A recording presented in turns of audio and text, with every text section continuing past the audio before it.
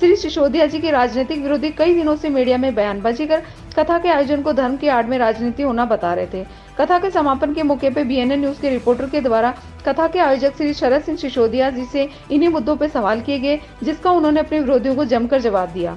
श्री पंचपुष्प शिव महापुराण कथा के समापन दिवस के मौके पे अंतर्राष्ट्रीय कथावाचक पंडित श्री प्रदीप मिश्रा जी ने मनुष्य को जिम्मेदार बने रहते हुए कहते हुए कहा कि महादेव जन्म से लेकर मृत्यु तक अपनी जिम्मेदारी निभाते हैं, वैसे ही परिवार का पालन पोषण करना पुरुष की जवाबदारी है। कोई भी स्त्री अपने पति को चोरी डाका डालने को नहीं कहती। हर नारी पुरुष को इज्जत की जिंदगी जीने की सलाह देती है।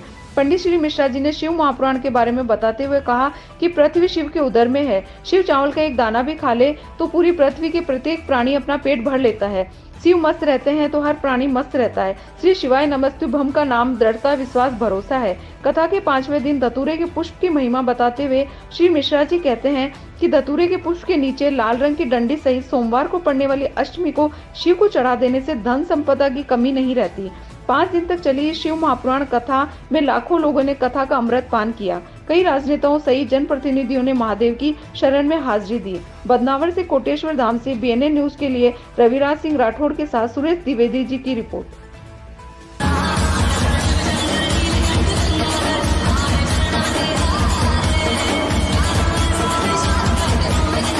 पुष्प शिव महापुराण कथा का आज 5वां दिन और आज समापन दिवस के अवसर पर कथा के मुख्य आयोजक श्री शरद सिंह सिसोदिया, जिन्होंने लाखों लोगों को यह शिव महापुराण का अमृत पान करवाया है। सिसोदिया जी, आपके मन में यह विचार कैसे आया?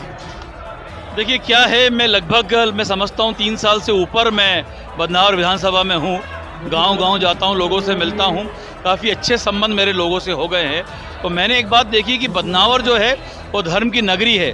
यहाँ हर घर में धर्म बहता है, हर दिल में धर्म बहता है। तो मैंने एक दिन ऐसे ही बैठे हम लोग बैठे हुए थे सारे बुजुर्ग गणों के साथ में, एक बुजुर्ग ने मेरे से कहा कि हुकुम, हमारे इस बदनावर में हम चाहते हैं कि प्रदीप मिश्रा जी का आगमन हो।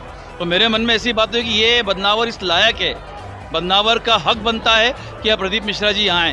तो मैंने कोशिश शुरू करी, फिर महाराज जी से मैंने निवेदन किया, फिर उनको निमंत्रण दिया, उन्होंने मेरा निमंत्रण स्वीकार किया और उसके बाद हमने इतना बड़ा महाऐतिहासिक कार्यक्रम आयोजित किया जो आपके सामने है। इस कथा के आप संतुष्ट हैं? इस कथा से आप संतुष्ट हैं?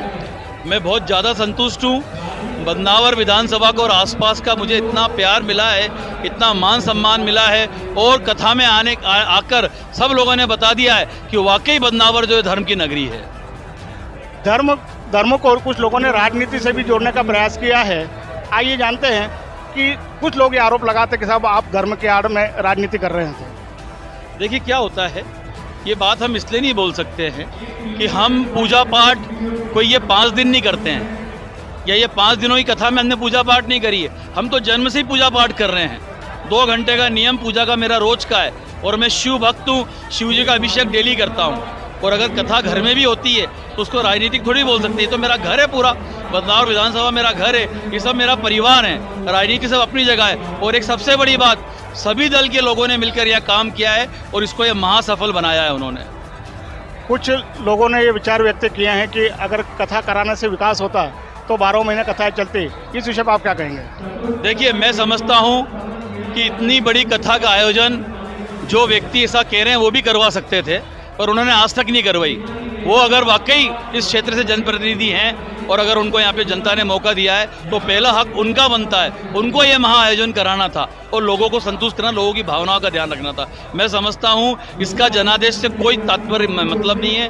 धर्म होता है, लोगों की भावनाएं होती है और सबकी इच्छा थी कि प्रदीप मिश्रा जी यहाँ पधारें, हम उनके दर्शन करें, जो कि उन्होंने पूरा किया।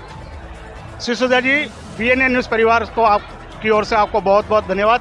गायत्री शक्तिपीठ सरदारपुर से श्री बीज उपाध्याय जी ने पंडित प्रदीप मिश्रा जी का यहाँ पर सम्मान किया है। 5 दिवस की श्री महाशिव पुराण कथा का जो आयोजन हुआ, इसमें मैं प्रतिदिन यहाँ पर अपने परिवार सहित उपस्थित रहा हूँ। आज 5वें दिन हमारे गायत्री परिवार के सभी परिजन मेरे साथ में हैं और पंडित श्याम जी अग्निहोत्री। पंडित जी, शिव महापुराण का अमृत पान करके कैसा लगा?